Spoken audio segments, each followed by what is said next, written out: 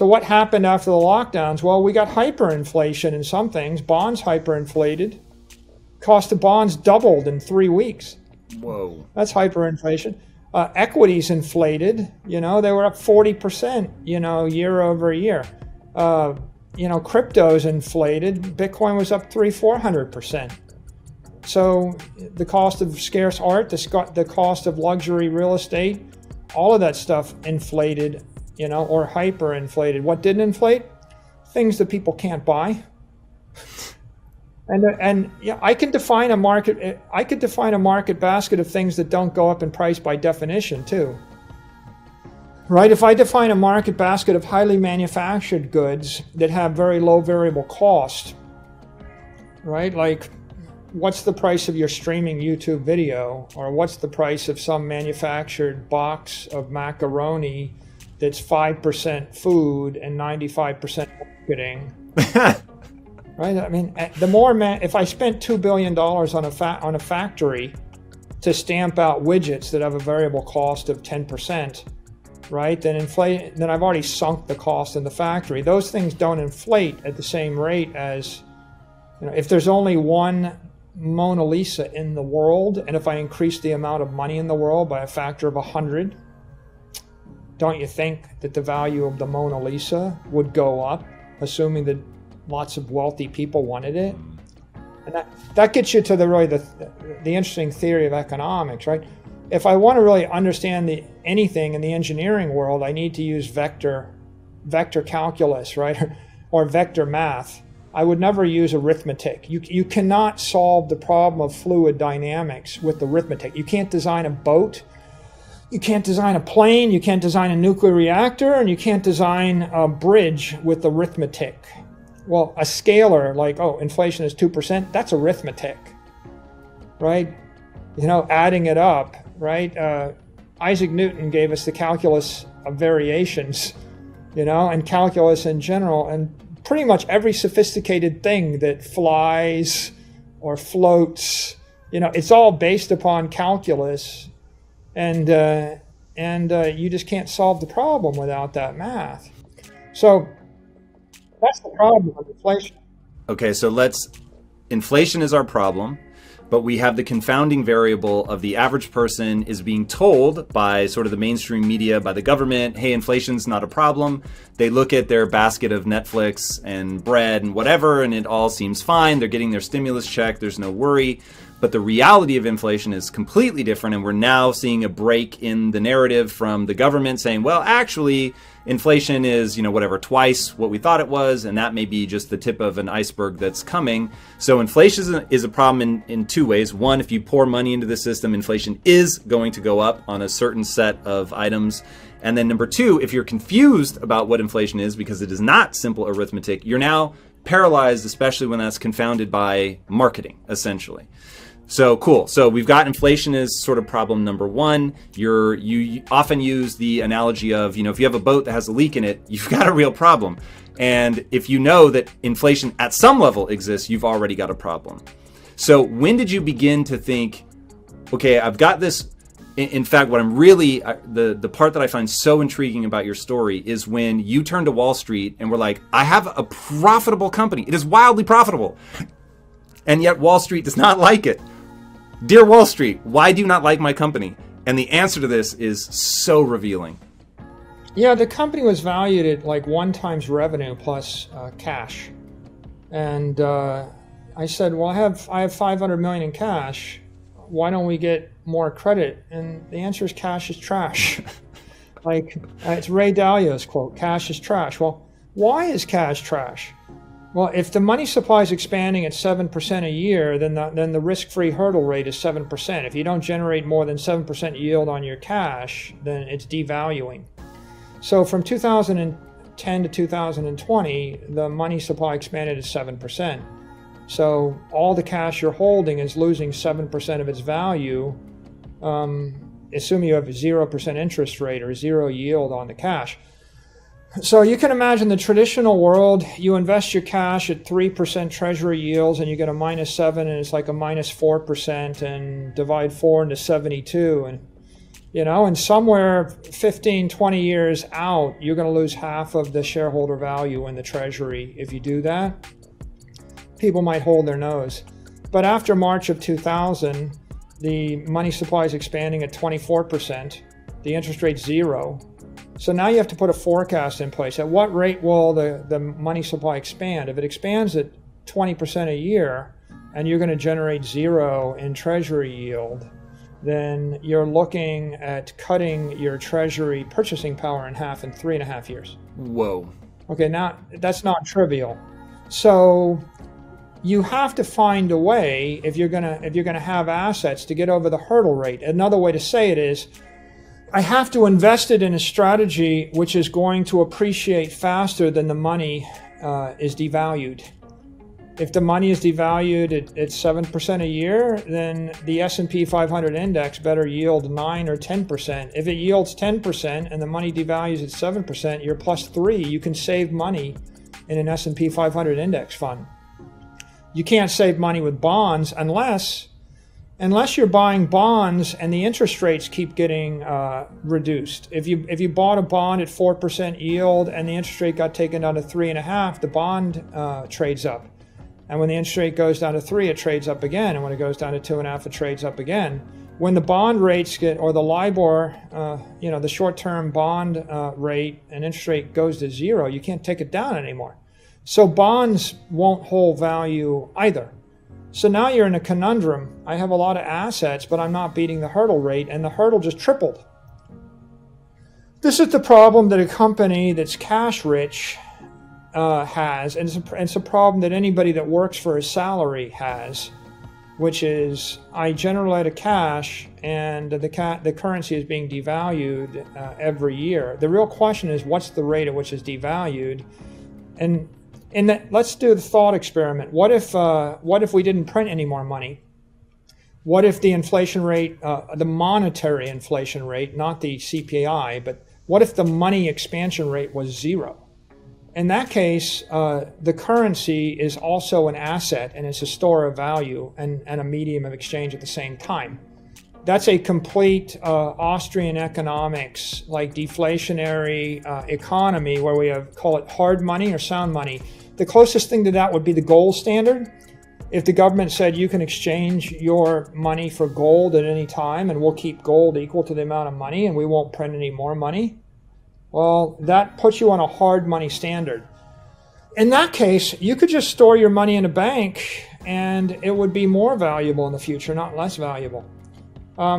When the government goes off the gold standard, and we went off the gold standard explicitly in 1971, now the currency is losing some percent of its purchasing power every year because it's being inflated away. And what's the number? Well, it was about 7% a year, and now it's like 20% a year, and 15 to 20% a year, and you got to figure out, is it 15, 20, or 25? But if it's 15 to 20, the currency is weakening 1 to 2% a month. When it gets to be 40 to 50, it's collapsing. That's Argentina, or worse. So you've either got a country where the currency is weakening or a country where the currency is collapsing. When that happens, now you have a decomposition. The money is broken into two components. You have a currency component, which you use as a legal medium of exchange, like the dollar or the euro or the yen or the renminbi. And then you have an asset component, which you use as a store of value over the long term.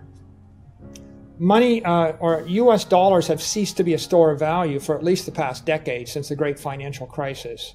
So what people did was they stampeded into ETFs and index funds, right? And to a certain extent, bonds, right? How do you store your value over the long term? Well, if I take money and I buy a mixture of stocks and bonds, that will store my value, because if the economy is healthy, the stocks go up by 10% a year. The S&P does.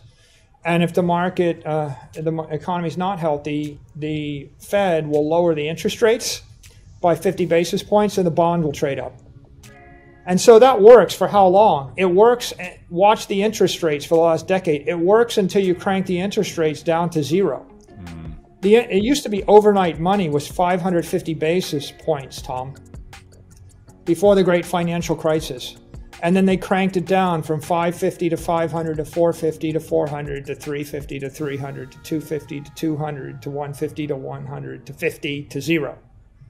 And now we have, the bankers say, I'm not even thinking about raising interest rates. So that breaks bonds as a store of value unless you go negative interest rates. And stocks work, except for the fact that,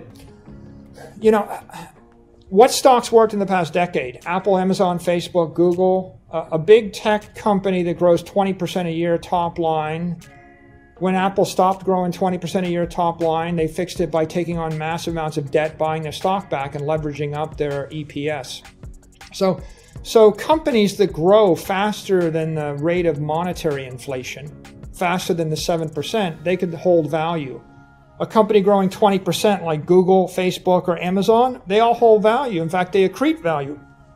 Why? Because 20 is more than 7, right? So it's plus 13% a year, right? What happens to all the other companies? Which companies in the S&P 500 amounted to all the indexes, or to all the gains? It was big tech, right? Big FANG stocks were the winners. Everybody else treads water because if you're growing at 7% and the money supply is collapsing at 7%, you're net zero. And how else do you get around it? Well, you can go borrow a lot of money, leverage up, buy back half your stock, and get your cash flow per share up. But what happens when you're fully leveraged, which is like where they are right now? You can't do it anymore. So what's the problem right now? The problem today is the currency is being devalued at 20% a year, not 7% a year, right? I turned up the heat in the frying pan. And the second problem is some stocks could hope to grow 20% a year, like the minority, 5% of them could grow 20% a year for the past decade. What percentage of stocks can grow 30% a year? Because now you got to grow 30 or 35% a year because the hurdle rate just jumped. Now you're pushed out on the risk curve here. You got to take massive risk as a company to grow that fast. You got to do acquisitions. You got to burn the candle on both ends. You got to take on massive new leverage. This is squeezing. Value stocks don't work, right? I mean, it squeezes you out of the value stock trade because if the company is reliable and it's growing its cash flows 5% a year and the money supply is expanding at 20% a year, cash is trash.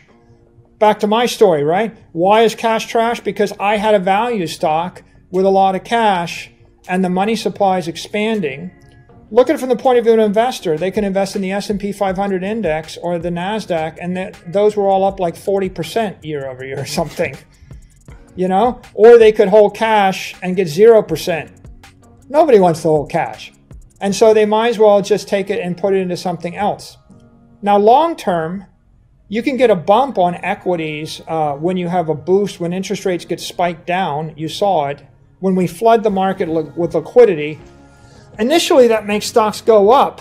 But let's take the example of Zimbabwe and Argentina. If I keep doing it for 10 years, what happens to those stocks? They don't go up. Right? The problem over time is stocks are valued based upon the discounted value of the cash flows, or at least in part. And so if I give you a company generating $100 million in cash every year for the next decade, but I tell you there'll be 10 times as much money in the economy in a decade, that $100 million of cash will only be worth 1/10 as much in a decade. So the discount rate is jumping, which means the value of the cash flows into the future is collapsing. The road to serfdom is working exponentially harder for a currency growing exponentially weaker. And so how do you solve the problem? And the solution to the problem is you convert your assets from a weak currency that's inflating into a strong currency, or a strong asset, if you will, that is deflating. Right? The simplest example is I'm a wealthy business person in Argentina and the peso is trading 3 to the dollar, 3 pesos to the dollar, and the year is 2003. And now I can go forward and I tell you, well, in the year 2020, the peso is going to trade 150 to the dollar. on the blue market or the black market. That's going to be the real rate. So what's your best strategy? Work hard, diversify into other Argentine companies making pesos? No. Your best strategy is convert all your existing pesos into dollars and get it out of the country. And your next best strategy is forward finance your cash flows and convert those into dollars, get them out of the country. And your next strategy is sell equity in your ranch or your business in pesos in 2003 at 3-to-1, 3 pesos to the dollar, and then buy dollars because the dollar is going to go up by a factor of 50. So what you're doing is you're financing in a weak currency and then you're converting into a strong currency. And that's pretty obvious if you lived in Zimbabwe or if you live, Lebanon went from 150 Lebanese lira to 700, it went from 1,500 to 7,500 overnight. Whoa. So it means you lost 80% of your money if you had it in a Lebanese bank. And so the answer, of course, is convert your lira while it's 1,500 to the dollar into dollars before the devaluation. Right? Now, what can you do if you're a modern business person, right? If I can't convert to dollars, the next best thing is buy something tangible that won't lose 80% of its value overnight. Buy a boat, buy land. Traditionally, people bought other tangible assets, gold, right? Something like that. But if you buy an asset which is valued based upon its expected future cash flows that are in that collapsing currency, that doesn't work for you. Like you could own every good business in Venezuela. How's that going to help you when the Venezuelan currency collapses by a factor of 1 million? Jeez. It won't. Okay, so what's Bitcoin? Well, Bitcoin is the strongest asset the human race has ever invented. It's like gold with none of the defects of gold. So define what the defects are. Why is it the greatest monetary invention? So I buy $1 million of gold. Okay, if the price goes up, the gold miners, first of all, the gold miners are going to create more gold and dump it on the market. If I could eliminate all gold mining forever, if I could wave a magic wand and make it impossible to mine any more gold, my $1 million of gold will hold its value better because it'll be scarce. But gold miners are inflating the value of the supply of gold by at least 2% a year or so. And then if the price doubles again, investors will invest in more gold miners and they'll create more capacity to mine gold. So you'll create capacity to mine gold, you'll mine the gold, you'll crank up the rate at which the gold mines function. After that, people with gold jewelry will melt their jewelry down, convert it to gold bullion and sell it, right? If the price of gold went up by a factor of 20, you would be like converting all your gold stuff into gold bullion because it seems like a good idea. They call it scrap gold, right? And then after that, bankers will issue gold warrants and gold paper and gold derivatives, and they'll sell them short without the gold because they can speculate in it, and they don't have to have a one-for-one coverage of gold to the gold derivatives. And so that's called hypothecation and rehypothecation. Okay, if it keeps going up, the governments holding gold will start to sell some of their gold to manipulate the price down. Right, and all of these, and ultimately, if it goes up enough, someone will club you over the head and take your gold, or a hostile regime will take your gold, or a politician will pass a law taxing your gold. Right? There's a lot of ways you lose gold because it's physical. How do you cure the problem? Right? I mean, here's how you cure the problem. You make it impossible to mine any more gold, and then you make it possible to take custody of your gold personally off of the exchange or off of the bank. So that way the bank can't hypothecate it or rehypothecate it, miners can't inflate it, investors can't create any more gold miners. And then you make it possible to move it from here to Switzerland or Singapore in an hour for a nickel. And that way, if you don't like your bank or don't trust your bank, if the state of New York passes a law taxing it, you move it to the state of Wyoming. You know, if the government passes a law taxing, you know, the ownership of land in California, you can't move the land out of California, can you? If you have $1 million of gold in a bank and in a vault in New York City, you know, there's only a couple of places you can move it. You can move it to London if you have 6 months. Okay, so you're going to be subject to the law of London or the law of New York. Can you actually move to your favorite island, or, you know, can you move to the Cayman Islands and bury your gold underneath your hut in the Cayman Islands and be safe about it? Not likely. Can't even get it through the airport, right? So the problem with other properties, and gold is the simplest example, but the problem, the challenge or the analogy holds with any property. I give you a bunch of money and I tell you you want to keep it and give it to your grandchild. Do you buy a building in Manhattan? Do you buy a ranch in California? Do you buy a stack of gold bars? Do you buy shares in a company headquartered in San Francisco? Do you buy bonds issued by a government or a company? Or do you buy Bitcoin? And you can see the problem, of course, is the debt is devaluing rapidly. The land in California can be taxed and is not movable. You know, the building in New York is not going anywhere. It might be valuable to a rich person that lives in New York. What about a rich person that lives in Beijing? Do they want your building in New York? How are you going to hide your building, right? Buildings get property taxed.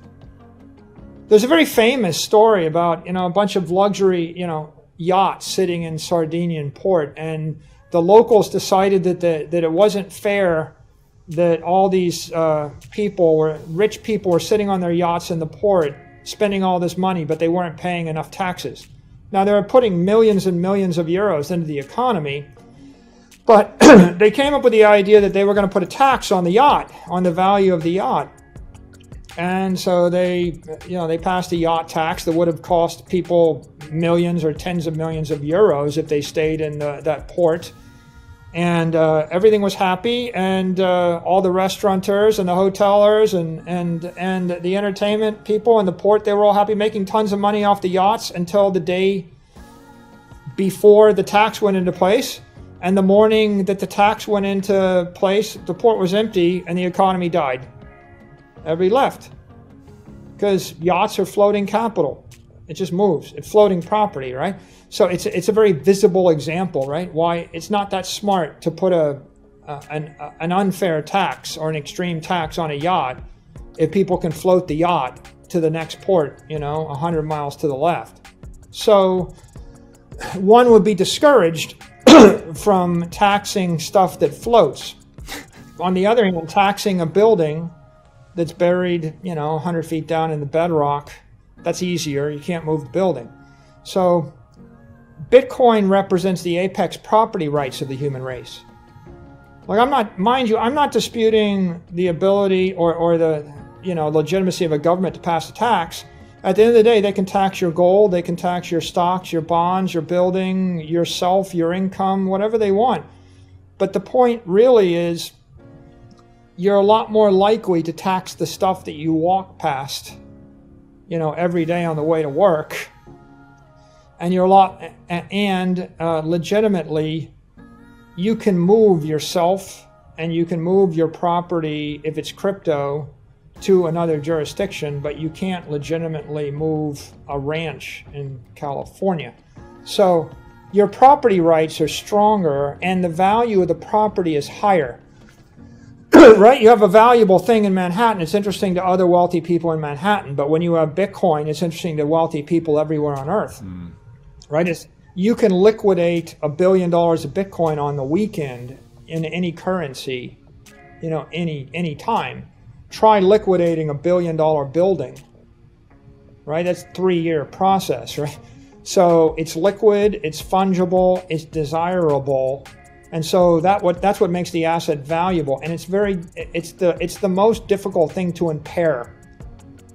Tom, once I had $1 million seized by the Argentine government. Here's how it happened. I had $1 million in a bank in Argentina in dollars, and it was a U.S. bank. On one day, they simply passed a law converting it all to pesos, and they converted everybody's account to pesos in the country. And the next day, they devalued the peso 10 to 1. And 24 hours after they'd, done that, I had 100,000, whereas I had 1 million before. Ooh. And they did it, I mean, they did it quickly and easily to everybody in the country. Now, in theory, you know, if it had been property, they would have had to pass a law seizing 90% of the property of everybody in the country. That would not be so popular, right? To seize the property. And if they wanted to seize 90% of the property of everything in the country, they would have had to subpoena a court in New York or Delaware and get my appearance, right? And there would have been 3, 4, 5 years of lawsuits going on. And if you really wanted to take something, you have to kidnap everybody and take them to jail and sweat their private keys out of them. And that's not very practical, right? So at the end of the day, it's not likely that that the governments of all the world will just confiscate 90% of your crypto assets or your Bitcoin. But in fact, it's a foregone conclusion that they're definitely going to compensate 90% of your currency. Right? It's happening at 1% a month or 2% a month right now. So all you got to do is wait between 5 and 10 years, and you're going to lose 90% of your of your money if it's in a currency or a currency derivative, and they don't even have to pass a law. All right, my friends, let's